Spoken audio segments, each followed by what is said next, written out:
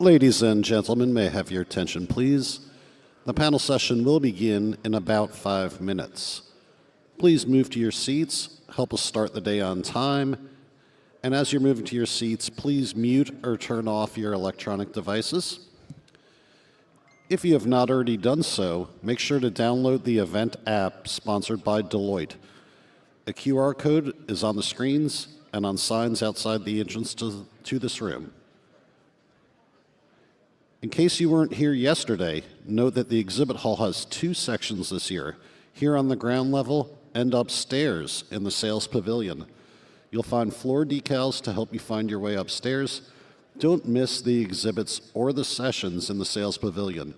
You'll find the operations in focus stage, as well as the DISA pavilion, the non-CIO pavilion and stage, and the Carasoft pavilion upstairs.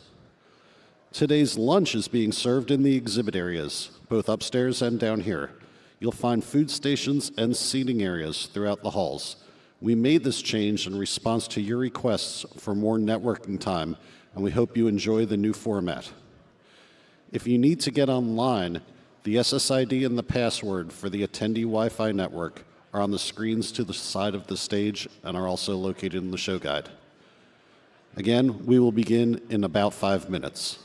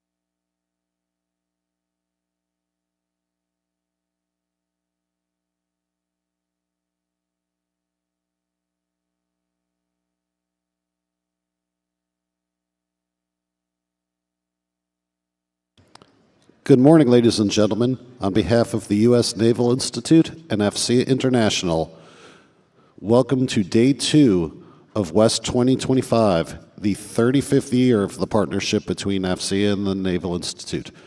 Before we begin this morning's program, we have just a few administrative announcements. The Naval Institute and AFCEA are grateful to Appian, Lockheed Martin, and Mantech for their premier sponsorships of WEST.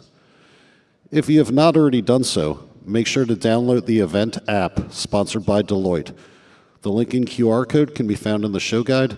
The app is the best place to get the latest WEST information and updates, and if the app doesn't answer all your questions about the event, be sure to stop by the operations office upstairs in room 11. We would like to recognize the many sponsoring companies who help make it possible to bring this important event to San Diego. We would particularly like to acknowledge Mantech for sponsoring this morning's keynote. Ladies and gentlemen, please join me in a round of applause for all of the WEST sponsors.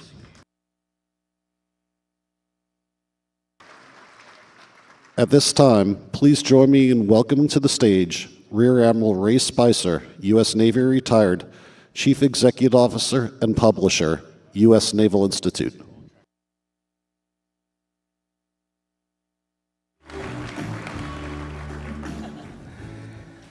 You never know what your walk-up song is going to be. Good morning. That was a fantastic day one of WEST 2025. I thank all of our speakers, panelists, attendees for your participation and engagement. And engagement's what it's really all about. So I think we saw lots of that yesterday. And when you think about it, the military and industrial might of our nation and that of our allies and partners represented at this conference is simply eye-watering. So that's a credit to all of you. So thank you again for your support. On behalf of the Naval Institute and our great partner, AFCEA International, welcome to Day 2 of WEST. This is the 35th year the Naval Institute and AFCEA International have worked together on this program, and we're going to keep going. Yesterday, we had a terrific lineup of speakers and discussions to address the broad question we aim to explore over these few days together. The future is now. Are we advancing operational capabilities that pace the threat? While our leadership is facing some pretty daunting security demands across the globe, we all know the Indo-Pacific region is the center of gravity in the 21st century's global security landscape. And we also know we can't go it alone. Strong, capable, and committed partners and allies are vital for maintaining stability and deterring aggression. The good news is we have here with us this morning senior naval officers from key allied nations to discuss how shared goals, interoperability, and collaborative operations are shaping the strategic environment in the region. And speaking of partnerships, we're also very fortunate to have very strong representation from our industry partners, and we thank you for your support and sponsorship of WEST. Before I introduce our opening keynote discussion, I ask Julie Vida, Vice President, Growth Defense Sector at Mantech, to say a few words.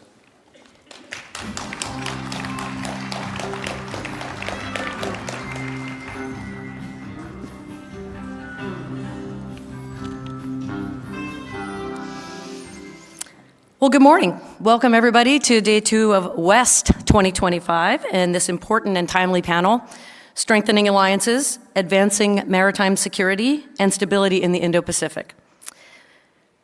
I'm proud to represent Mantech here today. We've been delivering solutions to the Department of Defense for over 55 years, helping the department advance and win in defending our nation.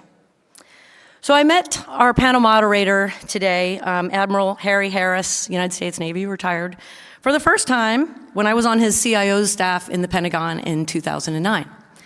And at the time, he was he was N6 actual, and the last N6 before the Navy transitioned to be N2 N6, which it is today. Born in Japan and a former commander of the U.S. Pacific Command, and the former ambassador to the Republic of South Korea, our moderator knows a little something about the importance of allies and partnerships in the Indo-PACOM theater and the critical role that those nations play in shaping the strategic environment in that region. So today we're going to hear from some of those allied partners who are here with us today. On December 7th, 2015, in a speech commemorating the 74th anniversary of the attacks on Pearl Harbor, Admiral Harris quoted George Washington, and he said, "To be prepared for war is one of the most effectual means of preserving peace." And he further said, "From the ashes of war, a rules-based system of international laws was built that has kept the peace in the Indo-Asia-Pacific for decades. The United States and so many like-minded nations are working together in this rules-based security architecture to maintain peace through strength." And almost a decade later, those words remain relevant today. So I'm pleased to welcome you to this panel moderated by my former boss's boss, and on behalf of the U.S. Naval Institute and AFCEA International, welcome Admiral Harris and the panel. Aaron. Well, thank you, Julie, and thanks again to Mantech for your tremendous support. Our morning keynote will address the important topic, strengthening alliances, advancing maritime security and stability in the Indo-Pacific. And we're honored to have, as our distinguished speakers, Admiral Webb Kaler, Commander, U.S. Pacific Fleet, doing double duty this week. Sir, thank you so much. Rear Admiral James Parkin, Royal Navy, Director Develop, and Rear Admiral Stephen Hughes, Royal Australian Navy, Head Navy Capability. Admiral Harry Harris, U.S. Navy retired, will moderate our morning keynote discussion. Admiral Harris served as Commander, U.S. Pacific Fleet, and then as Commander, U.S. Pacific Command until his retirement in 2018. Following his Navy career, he was appointed U.S. Ambassador to South Korea, serving until 2021. A 1978 graduate of the U.S. Naval Academy and a naval flight officer, Admiral Harris has commanded at every level, including Patrol Squadron 46, Patrol and Reconnaissance Wing 1, Joint Task Force Guantanamo, the U.S. Sixth Fleet, and Striking and Support Forces NATO.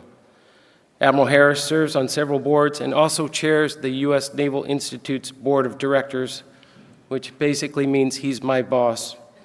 So please give a very warm welcome to Admiral Harry Harris and Admirals Kaler, Parkin, and Hughes, who I now invite to commence their panel.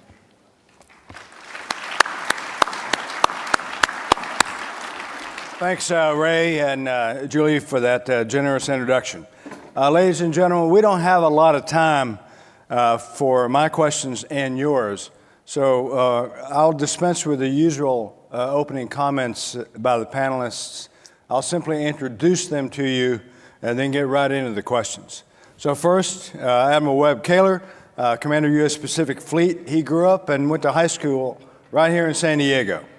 He also leads the world's largest naval force. I don't know if that's a cause and effect, but that's the fact of it. Before this, he commanded the 3rd Fleet, also here in San Diego, Carrier Strike Group 9, also here in San Diego.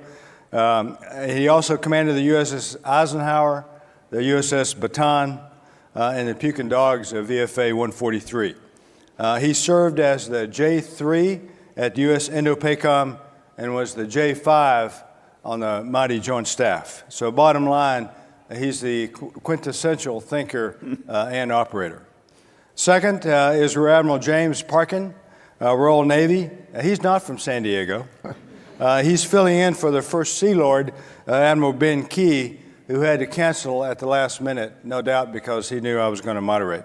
Admiral Parkin is the Royal Navy's Director of Development.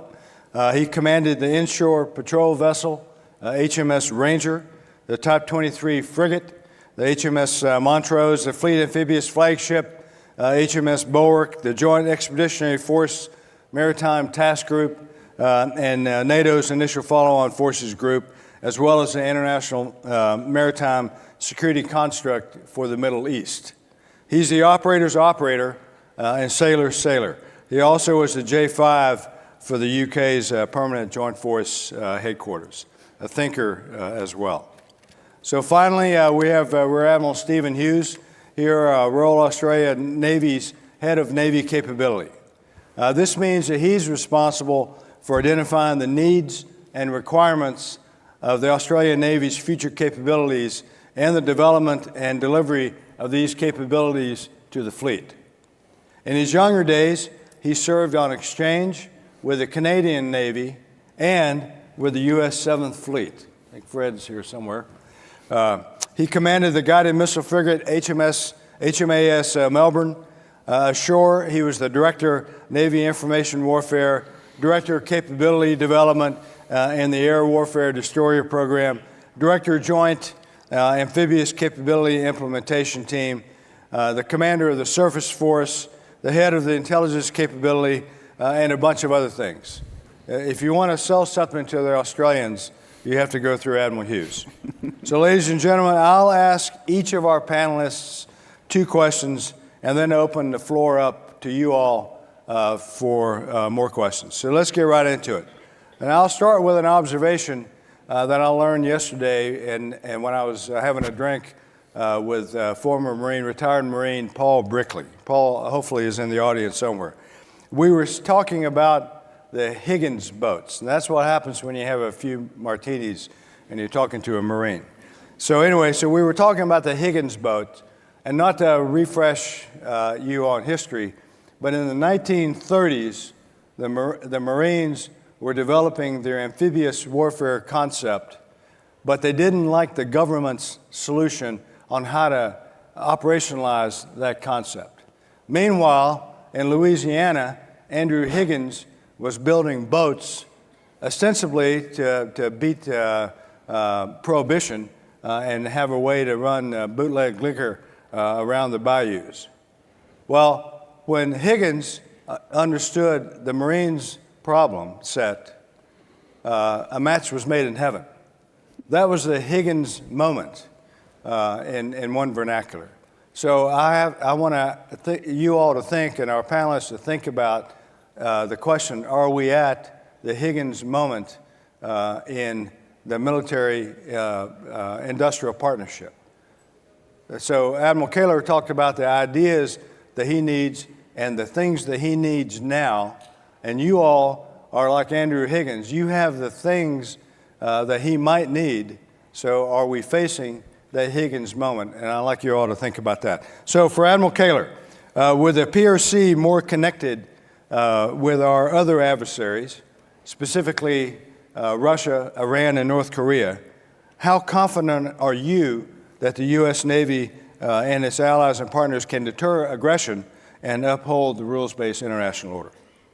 Well, thanks, Admiral Harris, and welcome, everybody. And what a pleasure to be up on the stage here. Jumped at the opportunity to be on this panel. And I say that because, as you all know, the Indo-Pacific is massive.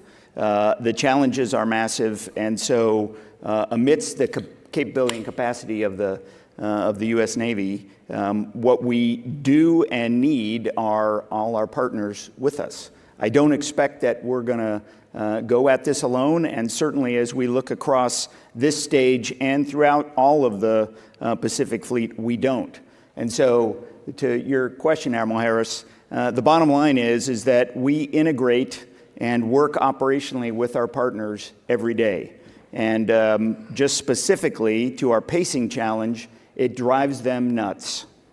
And it drives them nuts because we have this opportunity on shared values and shared opportunity to provide this counter to something that they can't do. And what we've seen in the last couple years certainly is a change from what has been bilateral, a whole lot of bilateral exercises and operations now to a much more multilateral opportunity amidst both exercises and actual real operations. And so I don't think we're going to go it alone. We don't, and the exercises then and operations that we build on daily exemplify that. And I can go into a numerous amount of examples. We always highlight RIMPAC. I would just say that in that huge exercise in the Pacific Fleet, this past year was 29 nations that came of their own free will and then operated amongst all of us. And that is from low to high end amidst that whole piece. There are trilateral work with Japan and Australia and us. There is trilateral work between Japan, Korea, and us. The Quad is there. All of those things are examples where we have this opportunity to work together, and we do. And there's many more examples, as we mentioned yesterday. Carrier strike groups from NATO that are coming and that have been there. Currently operating in the theater now, and as the UK will probably talk a little bit about coming in the future. So to not be long-winded, because it could go forever, fired up to be on this panel, by the way, because of that. That's why. Thanks. My second question to you, sir, is most open source reporting focuses on the challenges of a growing PLA-N, Chinese Navy ship and aircraft fleet, against the shortcomings of the U.S. Navy's, not enough ships, building infrastructure, depth of magazines, and so on. But these are capacity issues. Even more important are naval capabilities, existing and in development. Here, I know you are confident. Could you comment on why you're so confident? It's a perfect follow-on to the question, and I sort of hopped into a little bit of that one on this last piece. I'm confident because of the shared capabilities that we can present, certainly on this stage, but it translates into the entire ally and partner realm in the Pacific Fleet, and those are synergistic effects that enable us to operate as a larger force, which I would expect we'll do. And while there are sovereign decisions that will certainly come should conflict and or crisis arise, the opportunity exists on this stage and throughout the Pacific Fleet to challenge those things of capacity, and it does it in our level of capability. And I challenge all the time to my teammates to really understand the fact that we are so much more capable than our adversaries, and then when we are interoperable with that capability, it solves some of these capacity issues. Thanks. For Admiral Parkin, what's the Royal Navy's role way over there in England? What is the Royal Navy's role in the Indo-Pacific, and what do existing and new alliances look like for the future?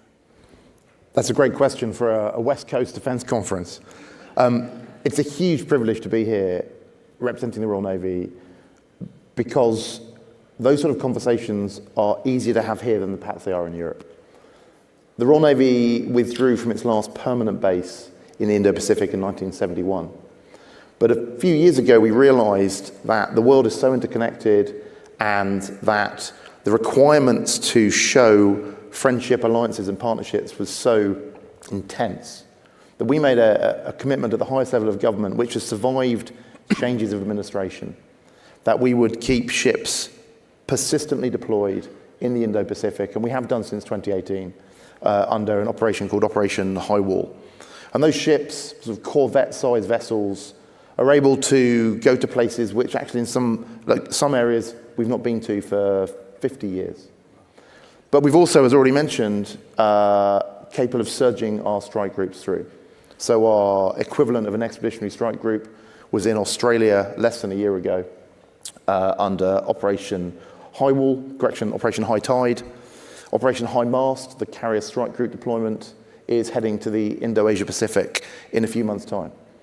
And what we learned from when we sent our carrier strike group deployment in 2021 was the convening power of having friendships, alliances, and partnerships around the world.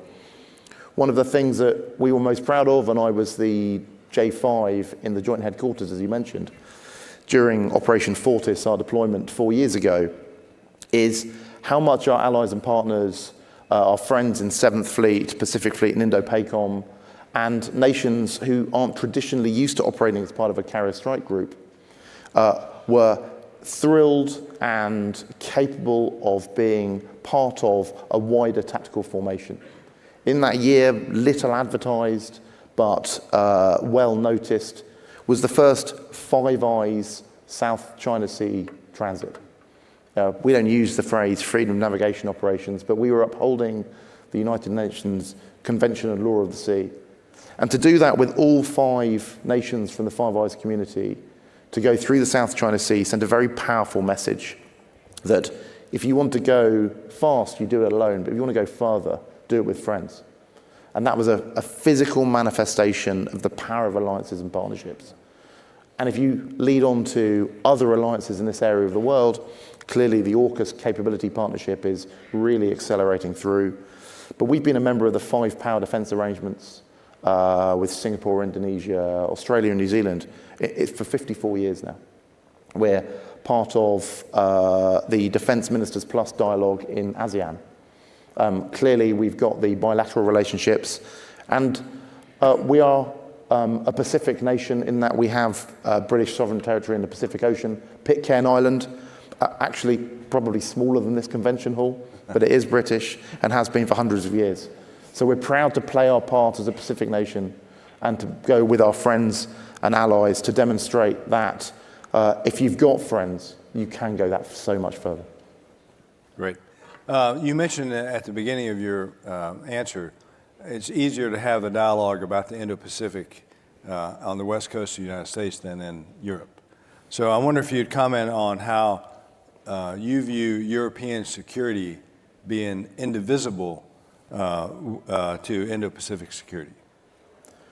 I think you just have to look at the interconnectedness of maritime trade and the way in which global powers no longer see physical hemispheres of influence as being part of their mindset, to know that what happens in Indo-Pacific is absolutely going to affect everywhere on the planet. We've been used to, for years, of thinking about spheres of influence, nations only really caring about their near abroad. But in the era of global trade, a drop-off in traffic in the Malacca Straits will affect European energy, European goods within weeks. We saw what happened when the Suez Canal was shut owing to a ship blockage. It caused gas prices, commodity costs, and everyday goods of people all over Europe, the US, Africa to suffer because of the lack of that trade from east to west.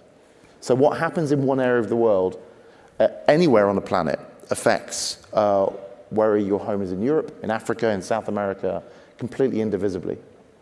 And because of that, and particularly given the other alliances and partnerships that are forming, I saw a reference in a proceedings article to CRINC, China, Russia, Iran, North Korea. That's not an alliance. It's a partnership of convenience which we should take heed of, because as we see North Korean troops being sent to die in Ukraine, it indicates that there is a willingness for one bad actor to play in other areas of influence. And I think for us, as someone who focuses very carefully on the Russian threat, we need to note that Russia is also a Pacific power. And the idea that a Chinese action will not be matched simultaneously with a Russian action, that the Chinese will not encourage Russia, Iran and North Korea to also misbehave and tie down friendly alliance forces around the world is, I think, nonsensical in 2025. So as we move towards your headmark in the NAV plan, as we look at the intelligence picture, as we watch these webs of interconnectedness between the CRINC nations, I think we've got to realize that there is not going to be a 1v1 fight anywhere on the planet. There's going to be groups of alliances, partnership, axes that are going to make sure that if something happens in the Indo-Pacific, it will affect European countries and vice versa. And we'd love working with you to make sure that those dots are joined way before the whistle blows on game day. Thanks. For Admiral Hughes, so let's talk about AUKUS. That's top of mind these days. How does AUKUS contribute to strengthening Indo-Pacific security? What further initiatives are necessary to build on it, in your opinion, and do you think we'll get there? That's really one question disguised as three. I was going to say, you get three out of me. So I might address the last bit of, will we get there? We're there. There is no doubt in my mind we've achieved the strategic outcome with what AUKUS is doing. Why? We're seeing the flow, and I'll take a technology lens here, but you can wrap it around in a partnership lens. We're seeing the flow of technology exchange. We're seeing the benefits of that technology exchange. So we're there, and in fact, we're only reflecting earlier, it'd be lovely to look back in 10 years and see where AUKUS and all the shoots that will spring from that initiative and where we end up in terms of that. If you go back to the core of what AUKUS was, from an Australian perspective, it was us around wanting to evolve our submarine capability, and we've been operating submarines for 100 years. And we've just evolved now to a different power plant. It's still a submarine, it still has the same mission, but what the offering out of AUKUS does is gives us a more capable submarine than operating a more dynamic, more complex, and a more harder problem to solve. And we talk about the need to be able to fight in a MES. The apex predator that is the submarine will be able to do that for us. But what has come out of that initial activity of getting us and evolving our submarine capability where we need to be, and at the speed it's moving at. In fact, I was only reflecting what we're doing in 10 years. Our partner nations, the UK and the US, have taken 50 or 60 years to build, and we've got all the benefit of all that learning, lessons learned, whether it's the training system, whether it's understanding how to operate a system safely. We'll get there, and we're moving at pace. But where that's gone now to a more broader base, and that goes into the sort of AUKUS Pillar 2 space, is we're now seeing other opportunities come out of that initial policy setting to allow us to go after the nuclear power submarine. And in that, those opportunities, those asymmetric capabilities we now have access to be able to pick for best of breed from the military tactics, procedures, from industry in terms of the technologies that can be offered. All that now is doing is compounding what we have been doing for a long time in the Indo-Pacific, is building that confidence, building that trust, that transparency, maintaining that rules-based order we talk about. But what that is really is the norms. You wake up in the morning and you can sail from A to B, you can move your trade in and out. The internet system still operates through our seabed systems. My kids can still pick up their iPhone and find out what's going on the other side of the world. What we don't want is that to be challenged in a way that is resetting things that we take not for granted, but we expect a rules-based order world to have, and the things that we've all worked hard at over the last century to maintain the way we live and the way we operate. In terms of sort of initiatives, I think what AUKUS has done is really taken to the policy setting and created an environment now where people feel confident that we can challenge policy, we can challenge not the bureaucracy as such, but the things that maybe were protecting our closest secrets in terms of capabilities, technologies, and realising that each of the partners in the trilat actually have capabilities we can all leverage off, we can integrate in, we can get a better outcome for. But where I think AUKUS will go next is it will still be Australia, UK, US, but we can bring in other partners which can offer other technologies or other capabilities into that, and we can start leveraging off, whether it's Japan, pick any country in the region who has the need or an ability to complement the asymmetric advantage we're trying to build to get after the threat. Thanks. Second question from me, Admiral, is, in your opinion, how can allied and partner nations better synchronize efforts to enhance regional security and deter aggression, particularly in the face of China? I suppose this is, again, another example of evolution, being stronger together, and opportunity. From my perspective, we've had, from an Australian perspective, we've had lots of bilateral relationships, multilateral relationships, and now we're in a place where I think the Indo-Pacific is being challenged by a competitor who feels they want to shape it in their vision. And that's not, in the eyes of the region, really where we want to be as a community, because it is now starting to challenge the way that we perceive what the future is when we're actually trying to give confidence as we move forward.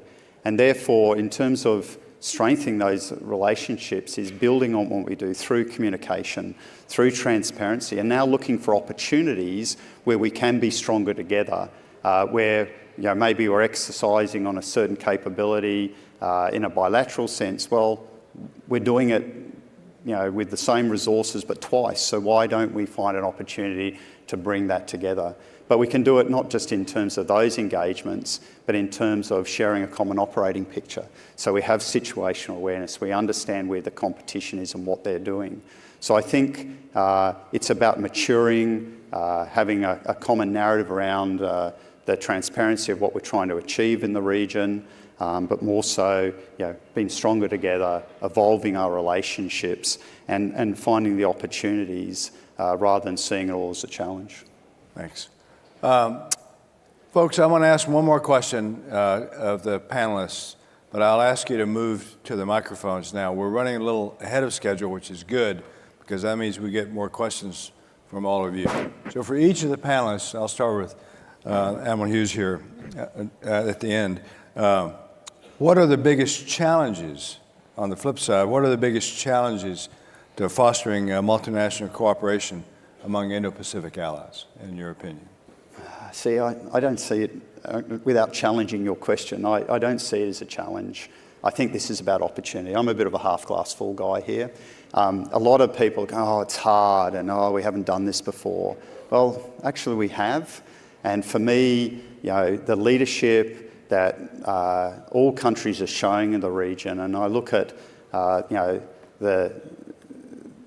the dynamics and the changing environment, nobody is giving up. They're looking for opportunities to engage. They're looking for opportunities to do more together. And what I'm seeing is stronger communication. I'm seeing a more willingness to exchange ideas or share tactics, procedures, or sharing a bit of technology. Even this conference is setting a new landscape forward, looking into the Indo-Pacific with the focus of this conference. And we see back home in our region, more engagement from our regional partners wanting to come into Australia. I mean, Singapore is using the landmass we have to continue their high-end warfighting training.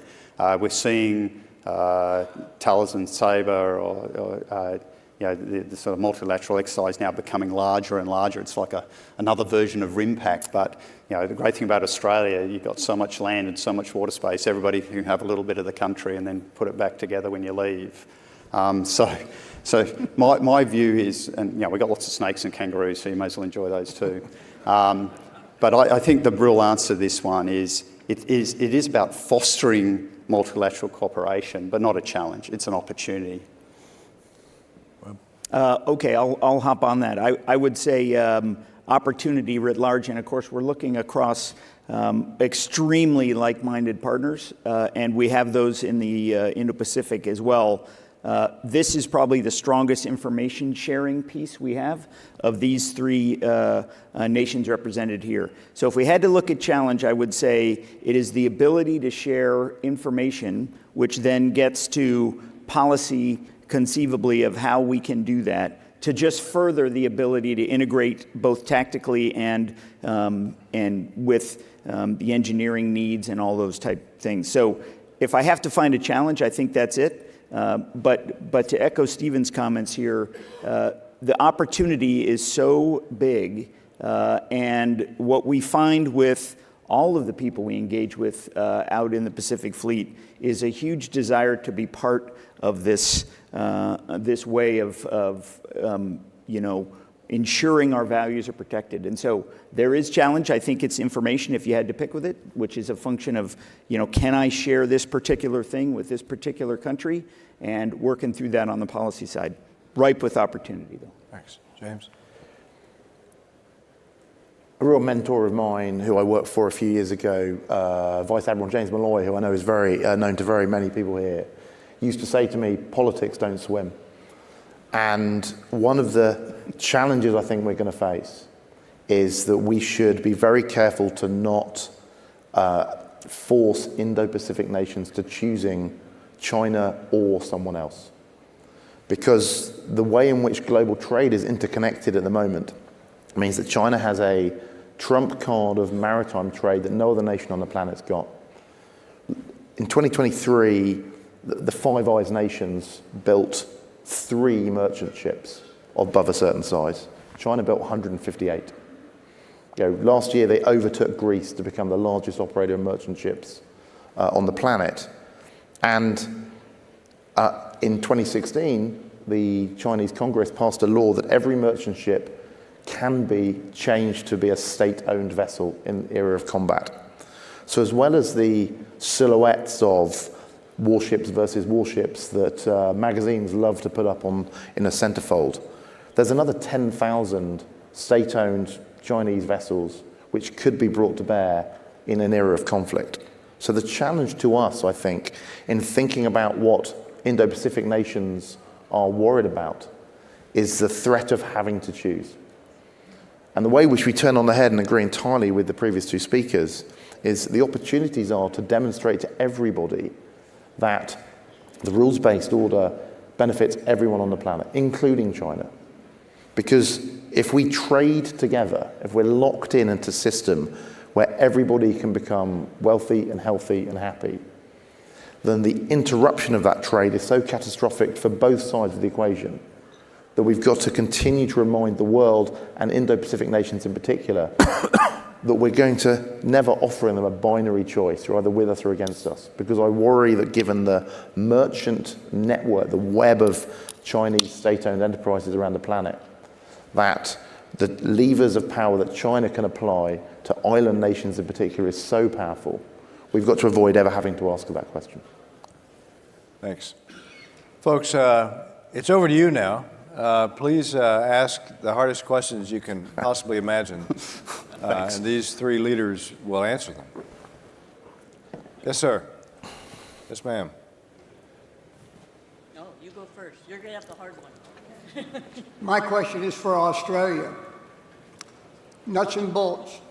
Are you planning on creating a larger surface warship navy, or are you going to go back to, or are you going to pursue nuclear-powered submarines in the future? Can you help me out with that one?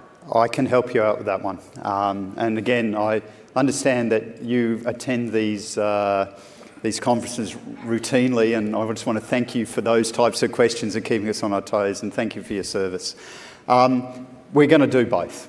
Look, Australia, a small nation, we've got a lot of land, most of it's desert, but the reality is we're going to pursue, within the resources government has given us, both. In the recent Defence Strategic Review, which was out in the National Defence Strategy, the government announced and signed up, both from a funding perspective and a vision perspective, us to go down the path of acquiring conventionally armed nuclear-powered submarines, which is an endeavour in its own, and we talked about that a little bit earlier, but more so expanding the surface fleet beyond what traditionally we've had. In that announcement, government agreed to us getting 6 Hunter-class frigates, which were based on the United Kingdom's Type 26, the premier anti-submarine warfare ship in the world, to allow us to get after the threat. They also agreed that we'll get up to 11 general-purpose frigates, which were in competition between a Japanese and a German designs, and that's well on track to deliver by the first ship by the end of this decade, as we then transition that onshore from a build perspective. They've also agreed to go after some large, optionally crewed, autonomous vessels to bring more firepower, more fires into the fleet, and then obviously a patrol boat force for some of our domestic roles we need it to do. That is the largest fleet Navy has had since World War II. Will transform the Australian Navy in terms of lethality and size, but the old adage, size doesn't matter. Last year we had an amazing year with the support of our partners. We did our first firing of the Naval Strike Missile off Hawaii. followed very quickly by Standard Missile 6 shot as first to class. And then for me personally, the real achievement was the first firing of Tomahawk at the end of last year here off San Diego. So we are moving forward to a bigger, more lethal fleet, and we're well on track to achieve that. So thank you for your question, sir. That answers that part of the question. Now I'd like to go to Great Britain or England. No, we're gonna give other people a chance to ask questions, and then we'll come back to you, sir, if we have a dearth of questioners. Good morning. Linda Newton, AFCEA Hawaii and former Pacific Fleet N6. Since the Indo-Pacific region doesn't have the collective security structure and history of NATO, and outside of or beyond AUKUS and the Five Eyes structure, and further beyond the history and success of RIMPAC, what can or is being done to increase multilateral, as you talked about, data sharing, operations, training, besides the strong relationships with the countries that we have here today? I think that's probably to me. So Linda, thanks for the question. So I would say a couple things. First of all, the strength of those like-minded nations is very strong, as you know. And I think operationally, what we see is a desire to have that continue. And as I mentioned, that comes with the change in this multilateral desire and exercises, and they continue to grow. As an example, Keen Edge and Keen Sword, which was a bilateral Japanese exercise, and that was held steadfastly for years, right, in an effort to ensure this bilateral peace. And just in the last few years, this has started with, well, we'd like to have Canada, or we requested, and Japan said, yes, we'll have Canada be observer, to now the Keen Edge, Keen Sword exercise series generates a desire for people to come, a willingness for Japan to be part of that, and it's now multilateral as we exercise these things multiple times a year. That's just an example. Secondly, if you look at operationally working through maritime cooperation deployments that are currently happening off the Philippines and assistance as they are challenging the PRC's claims in the South China Sea, those are being flocked to by our allies and partners, and that's, you know, certainly the Philippines, United States, Canada, Australia. Those countries are coming to those things in an assistance. So I think that is enabling and fostering future work, and people are seeing the strength of that. And so not sure that we need the formalized piece. I think what we see across the entire Pacific is a desire to be part of it. Good morning, Cleveland Easton from OPNAV. My question is, what actions are being taken to leverage logistics or support capabilities of nation states and Indo-PACOM facility to support multinational naval operations? I think that one probably comes to me, though. I probably can turn a little bit to Stephen. A couple comments here. First would be the logistical part, as I think is the basis of your question, is very difficult in the Indo-Pacific out of sheer size and scale. Right. And so there is operational and tactical maritime logistical requirements that are needed and practiced. And then there is positioning and infrastructure to ensure that we're positioned in a place of success. Couple examples. First of all, interaction specifically with partners. If you look across, just most recently, I'll use New Zealand as an example, Aotearoa, right, which is a New Zealand refueling ship that spent a deployment initially to RIMPAC, refueled all of those allies and partners, and then went into the Pacific and refueled not just United States, but Australian and other partners in that opportunity. The Germans did the same thing. Came to RIMPAC. We used their logistics capability throughout the Indo-Pacific.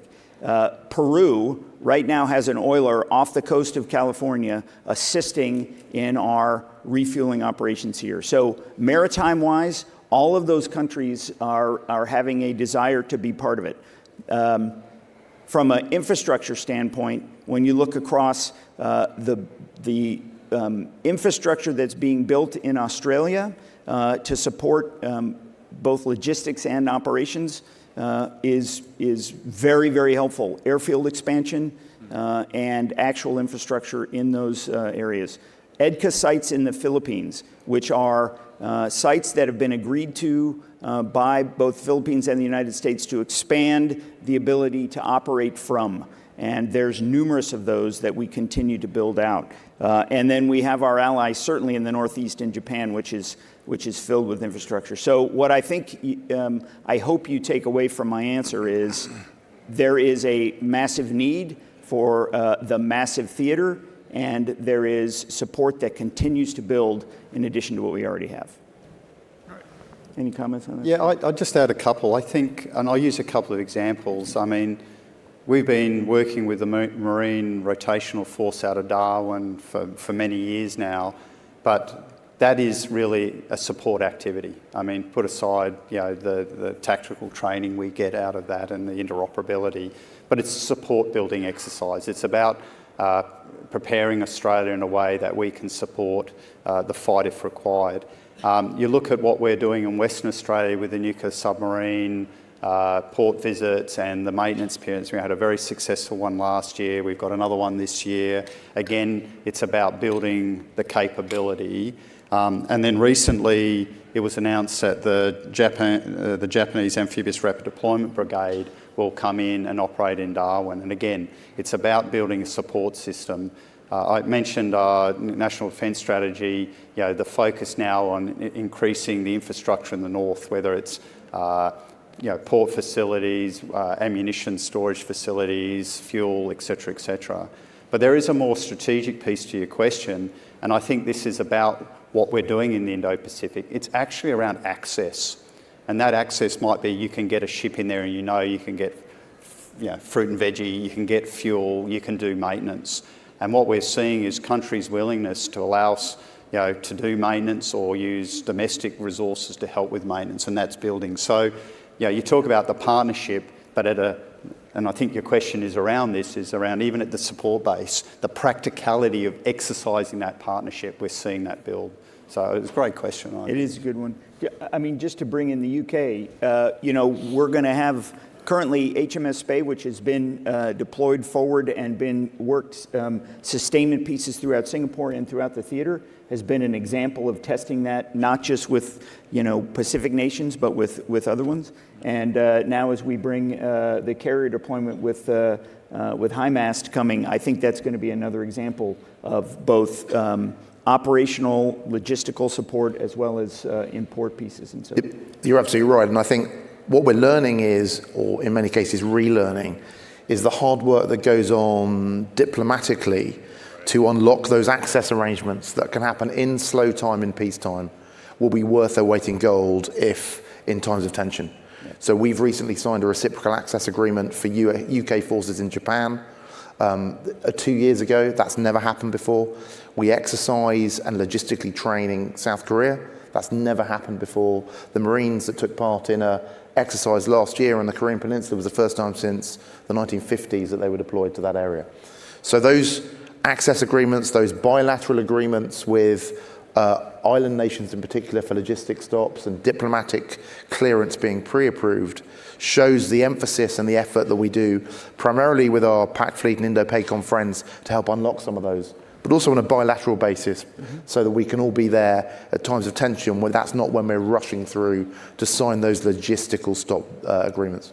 That's great. Okay, thank you. Good morning. Colonel Retired Michael Black, United States Air Force Vice President Defense at AFCEA International. My question is around emerging technology and innovation.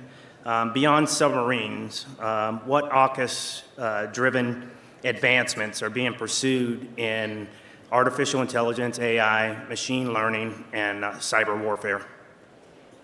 I might lead on that one. So it's always easy for everybody to be drawn to the sexy thing, the big shiny toy. And I think your question around AI without going into too much detail, I mean, we made some major advances last year in the aerospace, in particular, in the theatre ASW problem set. We're seeing other technologies, autonomous systems. There's, what I would call technologies around the weapon systems we're using. There's a lot of what I call behind-the-scenes activity, which clearly, we can't talk about too publicly because of the sensitivity of the technologies. But I think what you're starting to see now is, with those policy settings I mentioned earlier, building the confidence that we can now start sharing our crown jewels of technology. You're seeing a lot of behind-the-scenes quiet stuff getting on, but the warfighter is now seeing the benefit of that. We're seeing data flowing, we're seeing information flowing in the fires environment in terms of targeting and making a more coordinated fires effects. Every day, we do kill shots to prove the system, to test our procedures.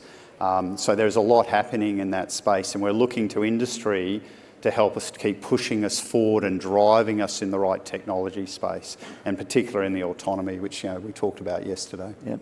James? And a really good indication of that is the fact that Steve and I are here. So we both lead AUKUS Pillar 2 on behalf of our navies. Today, we're having our first official face-to-face meeting with the two of us and our US AUKUS Pillar 2 lead in a classified location elsewhere, because it means we can have these conversations to unlock where AUKUS Pillar 2 projects have already made progress, and the lack of press releases is actually a sign of progress rather than a sign of frustration, because a lot of these things are happening in very sensitive areas of technology, as Steve talks about. But I'd also say that the idea behind the advanced capabilities pillar of AUKUS is not to try and compete with the Pillar 1, the nuclear-propelled submarine element. It's to build on the technologies that actually, in many cases, we were having 3 bilateral conversations on. In some of the artificial intelligence areas, undersea warfare, hypersonics, electronic warfare, there are 3 meetings at which, at any one stage, I would be at 2 of them, Steve would be at 2, our US, normally OPNAV N9 colleagues would be at those. Why not have one conversation?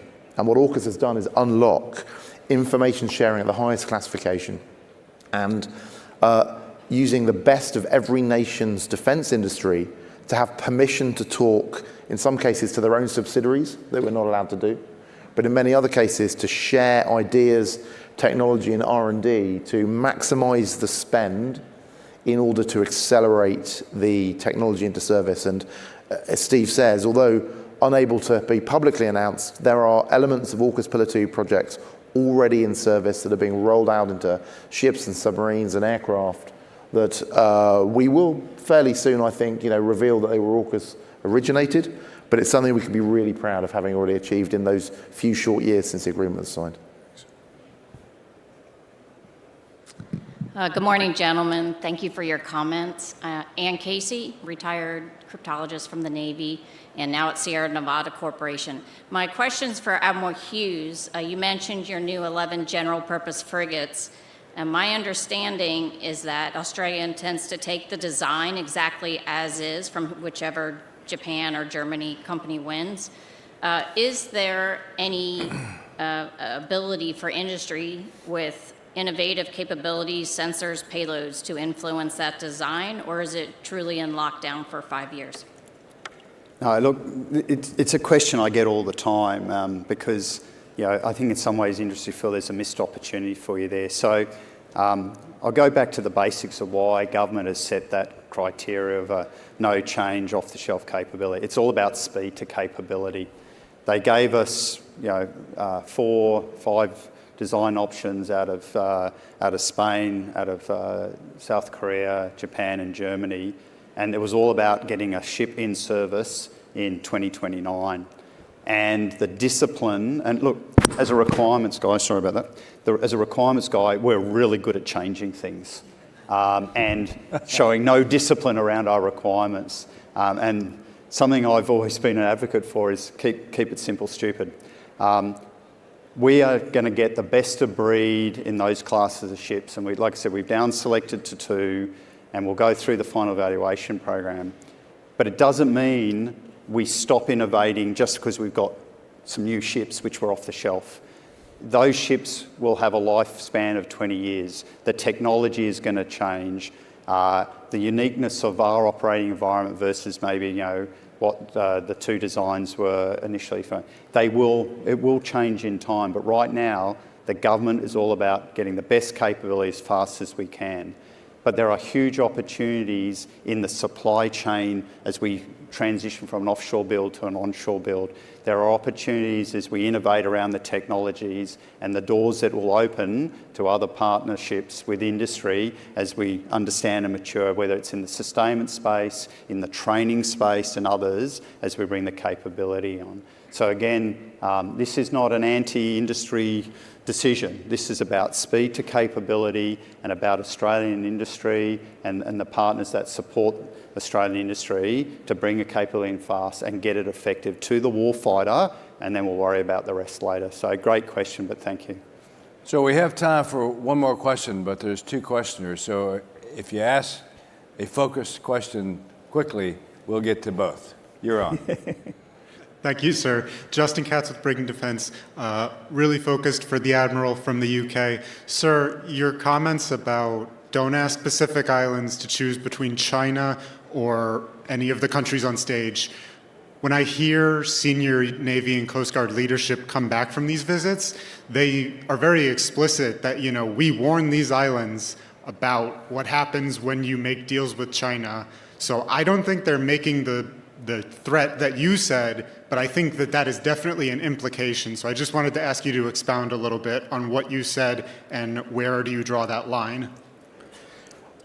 I think if you look at the different levers of power, the diplomatic, the industrial, the military and economic, in times of peace, people don't connect to those elements.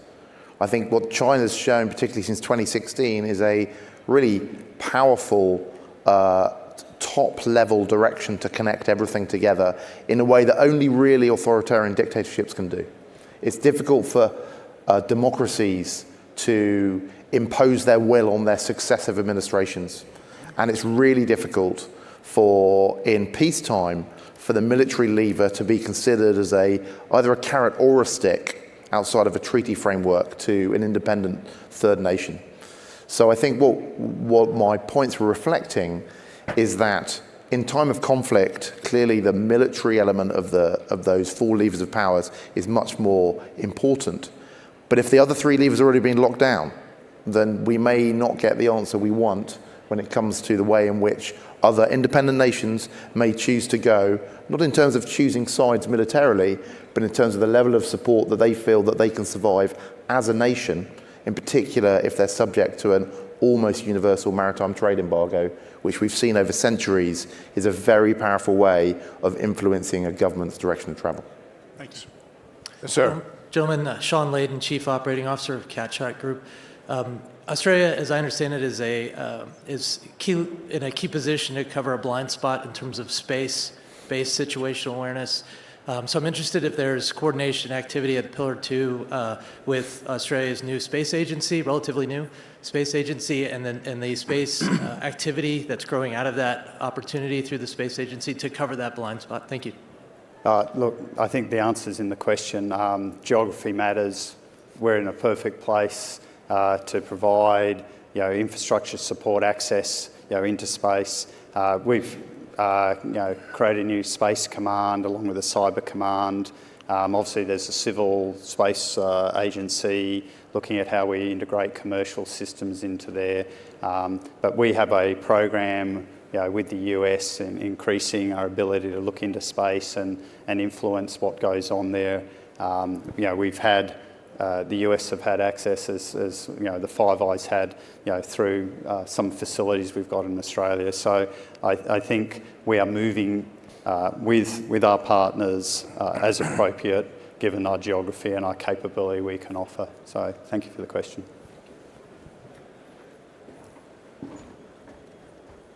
Well, that was a fantastic panel. How about a nice round of applause for our panelists? Yeah.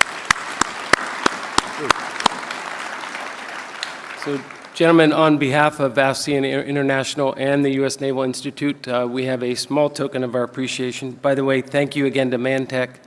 But the We're presenting you a book entitled Arming East Asia, Deterring China in the Early Cold War by Eric Setzkorn, a Naval Institute press book. So thank you for traveling great distances to be here with us. We all appreciate it very much. Thank you. Thanks.